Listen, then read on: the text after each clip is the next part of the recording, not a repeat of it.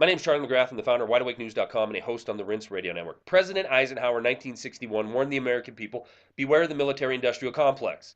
Now, if you say that in today's age, you have the mainstream media owned by a handful of corporations that has that term tantamount to being a conspiratorial, tinfoil hat wearing nut job if you say military-industrial complex. But the fact of the matter is, the man who said it knew a little something about the military.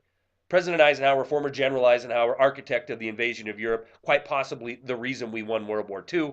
After seeing the trials and tribulations of war, after sitting in the presidency and seeing the attempt by the military-industrial complex to blossom and grow, warned the American people, beware of this, it's coming. Well, it's more than just arrived, right? We've had a decade of the Patriot Act being enforced in this country. Not only do we have the military-industrial complex spread across this planet, hundreds of bases in hundreds of countries, we have the security industrial complex.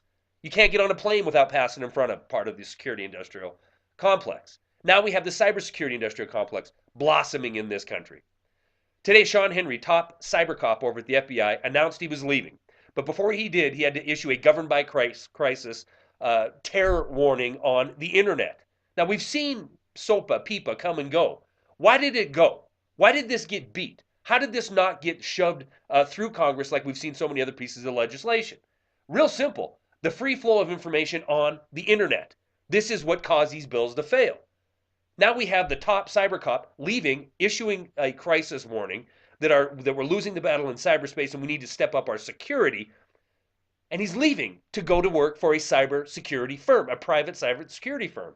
It's not the first time we've seen Washington, D.C., people that live in the Beltway turn in that career for a very lucrative career in the private sector.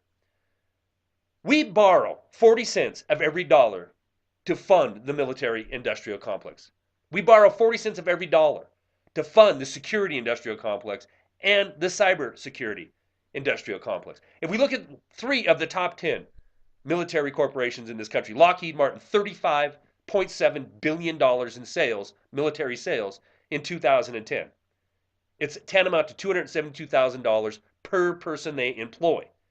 If we look at Raytheon, $23 billion in 2010. It's equal to $534,000 per job, per person they employ.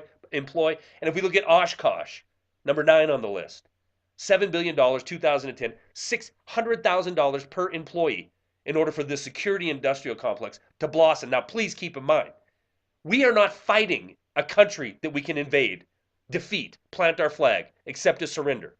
We have this military security, cybersecurity industrial complex all blossoming on what? Fear.